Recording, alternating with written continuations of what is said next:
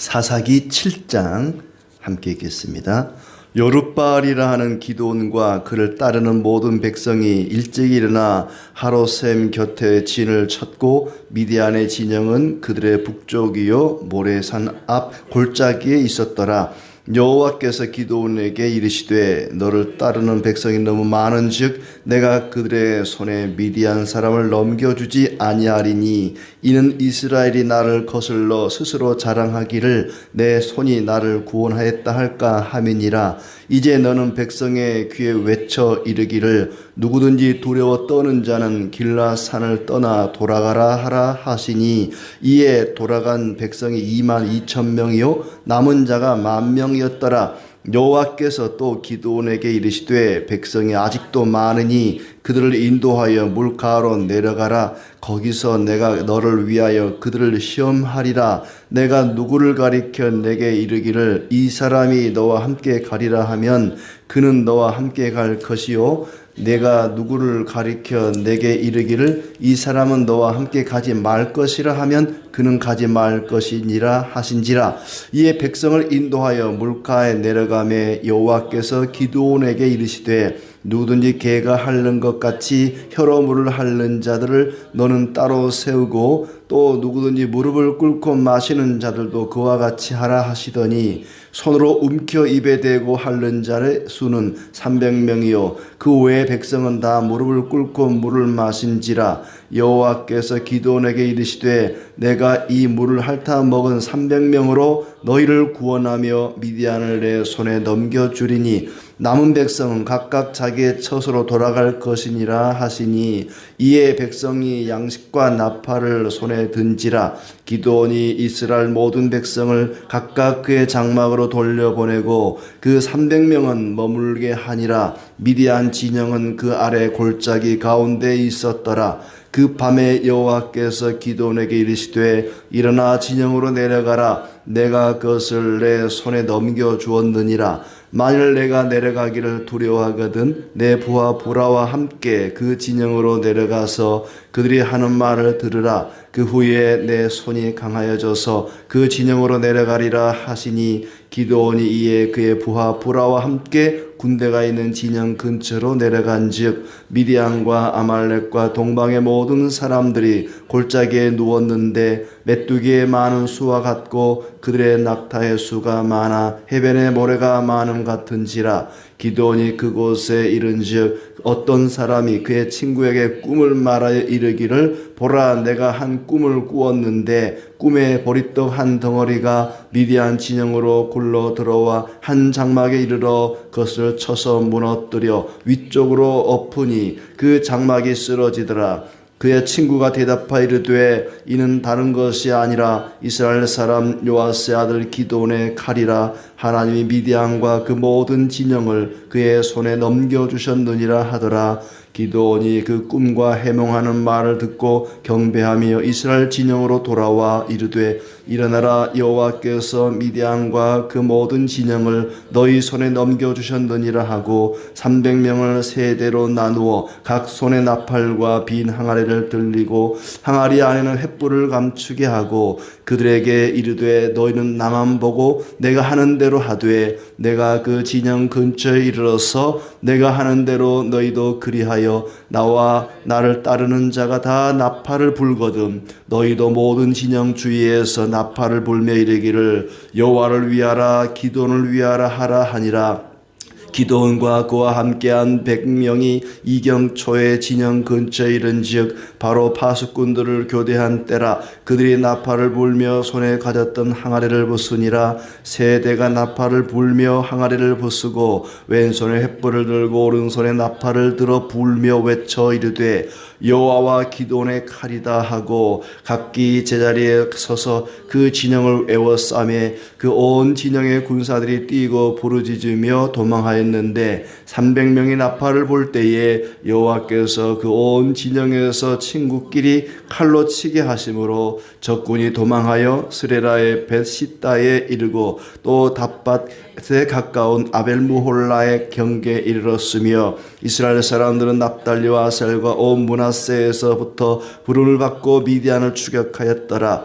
기드온이 사자들을 보내서 에브라임 온 산지로 두루 다니게 하여 이르기를 내려와서 미디안을 치고 그들을 앞질러 벳바라와 요단강에 이르는 수로를 점령하라 하매 이에 에브라임 사람들이 다 모여 벳바라와 요단강에 이르는 수로를 점령하고 또 미디안의 두 방백 오렙과 셉을 사로잡아 오렙은 오렙 바위에서 죽이고 셉은 셉 포도주 틀에서 죽이고 미디안을 추격하였고 오렙과 셉의 머리를 요단강 건너편에서 기드온에게 가져왔더라. 아멘. 네, 오늘도 주님께서 우리 가운데 함께 하시고 또 큰 은혜 주시기를 진심으로 축복합니다. 기드온이 미디안과의 전쟁에서 승리했다는 이야기를 소개하고 있습니다. 사실 성경 전체가 그렇지만은 이 사사기의 주인공은 사람이 아니라 하나님이시죠. 기드온과 300명의 용사가 주인공이 아니라 그들을 통해서 이스라엘을 구원하시는 하나님이 주인공이라고 할 수 있습니다. 기드온과 백성들이 미디안을 치기 위해서 진을 쳤다. 하롯셈 곁에 진을 쳤다 그렇습니다. 하롯이라는 셈이 있는데 그 셈 곁에 진을 치게 됩니다. 32,000명이 모였습니다. 그렇지만 미디안 군대를 무찌르기 위해서는 32,000명 가지고는 턱도 없이 부족한 숫자였습니다. 아마 기드온이 실망했을 수도 있어요. 에이, 이거밖에 안 모였나?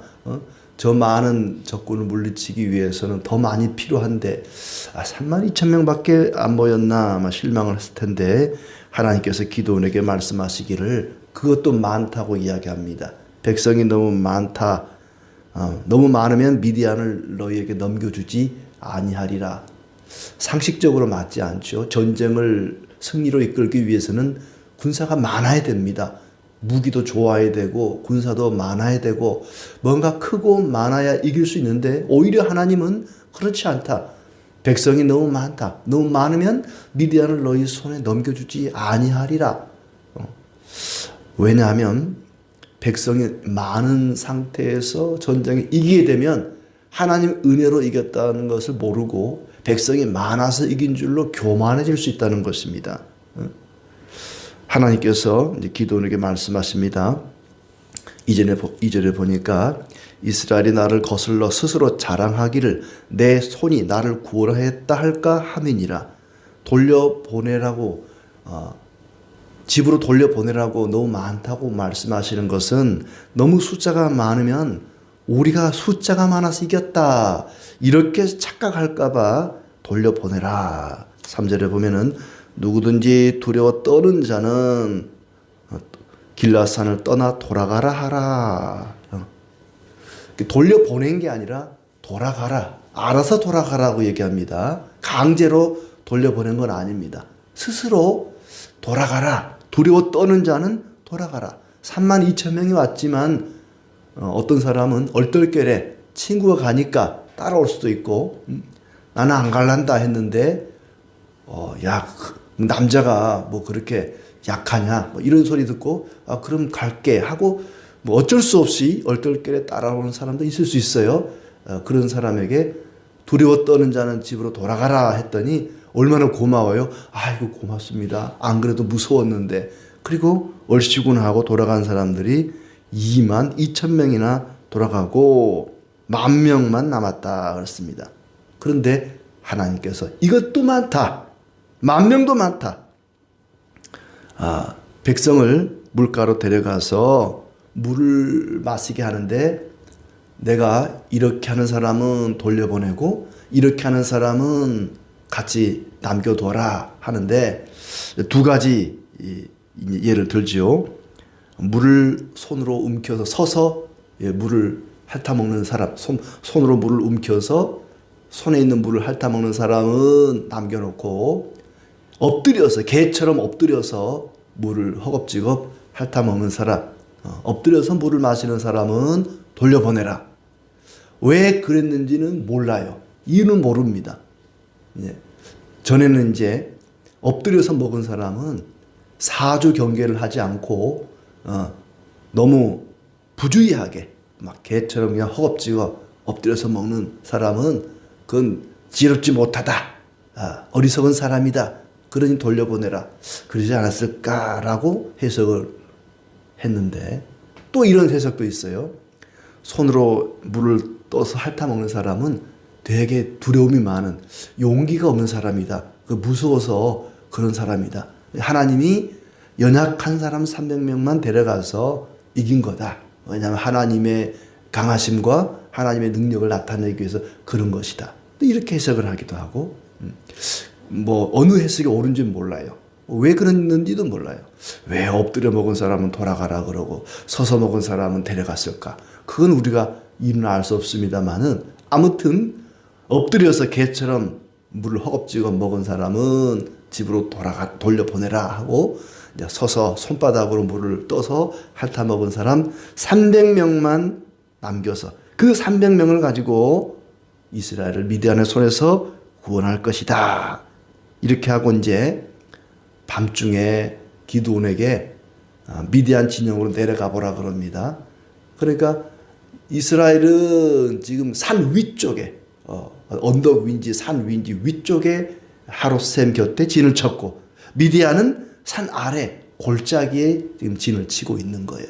그래서 기드온 보고 내려가라 했더니 네가 무서우면 네 부하 부라라고 하는 부하와 함께 적진으로 내려가라. 명령한 대로 그가 내려갔습니다. 내려갔더니 거기에 사람이 얼마나 많은지 미디안과 아말렉과 동방의 모든 사람이 메뚜기같이 많았다. 메뚜기처럼 사람들이 너무너무 많은 거예요. 적군이. 거기다가 낙타도 바다의 모래처럼 많았다 그렇습니다. 그런데 그때 이 미디안 군인 두 사람의 대화를 엿듣게 됩니다. 어떤 사람이 꿈을 꿨는데 친구한테 꿈 얘기를 하는 거예요. 보리떡 한 덩어리가 미디안 진영으로 굴러 들어와서는 장막에 문짝 하나를 쓰러뜨려 버리더라. 13절 말씀에 보니까 한 꿈을 꿨는데 보리떡 한 덩어리가 미디안 진영으로 굴러 들어와 한 장막이라 그것을 쳐서 무너뜨려 위쪽으로 엎으니 그 장막이 쓰러지더라. 장막을 텐트를 천막 하나를 그냥 통째로 보리떡 한 덩어리가 쓰러뜨리더라. 그리고는 그 이야기를 들은 친구가 그 꿈을 해몽을 해주죠. 이것은 하나님이 우리 미디안을 기드온 손에 넘겨줄 그런 꿈이다. 그렇게 해몽을 하는 소리를 기드온과 부라가 듣게 된 것입니다. 그 말을 듣고 기드온이 하나님을 경배하고 돌아와서 승리를 확신합니다. 아하, 하나님이 저 미디안을 우리 손에 넘겨주겠구나. 우리가 승리하겠구나. 확신을 하게 됩니다. 그리고 이제 하나님이 지시하신 대로 300명을 100명, 100명, 100명 세대로 나누고 기드온이 그 100명 단위의 한 부대를 이끌고 나가게 되지요. 그들의 무기는 나팔과 빈 항아리와 항아리 속의 횃불입니다. 나팔, 빈 항아리, 횃불. 횃불을 빈 항아리 속에 감추어서 나가게 되죠. 그리고 말합니다. 너희들은 내가 하는 대로 하라. 내가 나팔을 불거든 너희도 나팔을 불고 여호와를 위하라, 기도원을 위하라 이렇게 외치라고 명령을 합니다. 이 명령대로 하느냐 그렇지 않느냐에 따라 승패가 갈리게 돼 있는 거죠. 기드온과 100명이 먼저 나팔을 불고 항아리를 부숩니다. 그리고 나머지 100명, 100명, 200명도 똑같이 따라서 하게 됩니다. 자, 미디안 군사들이 뛰고 부르짖으며 도망했다. 그리고 하나님께서 미디안 군사가 서로가 서로를 칼로 치도록 친구가 친구끼리 서로 치게 하고 일부는 도망을 가는데 그 도망가는 자들을 이제 또 뒤쫓아 추격을 하게 됩니다. 그리고 이제 기드온이 도망가는 사람들을 잡으려고 에브라임 사람들을 부르게 하죠. 에브라임 사람들이 나와서 벳바라와 요단강에 있는 수로를 점령하고 미디안의 두 방백 오렙과 스웹을 거기서 죽였다.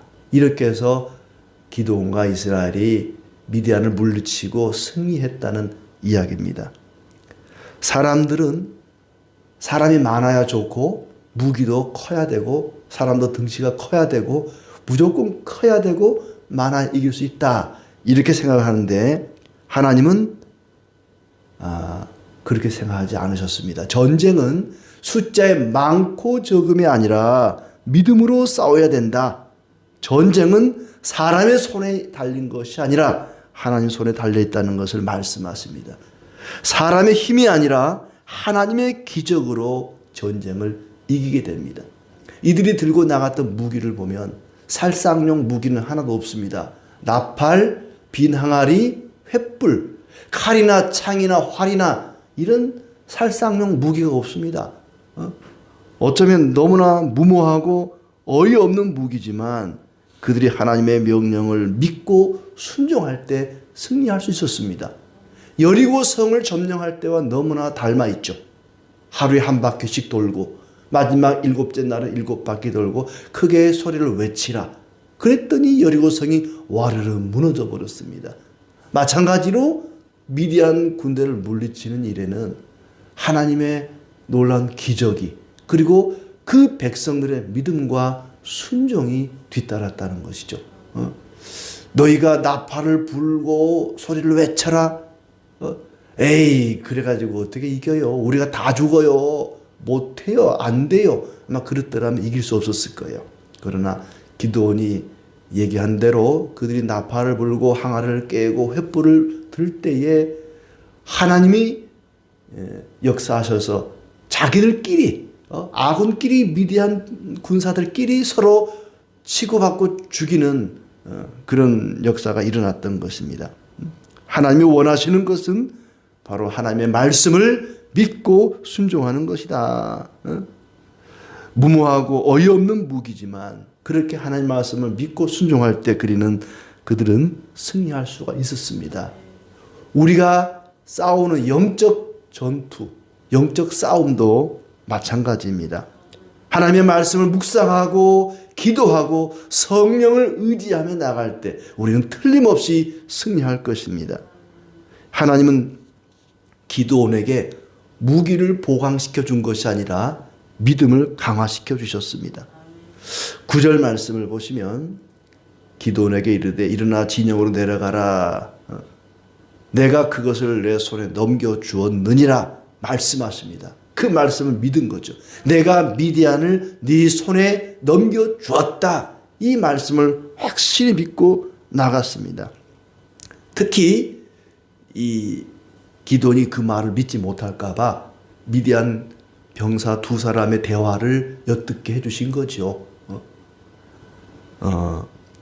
보리떡 한 덩어리가 와서 미디안 장막을 쓰러뜨렸다. 이 보리떡은 뭐냐면은 기드온이 가족들을 위해서 곡식을 추수하고 그 추수한 곡식을 가지고 보리떡을 만들고 이 음식을 만들어서 이 기드온이 바로 보리떡 한 덩어리로 보는 거죠.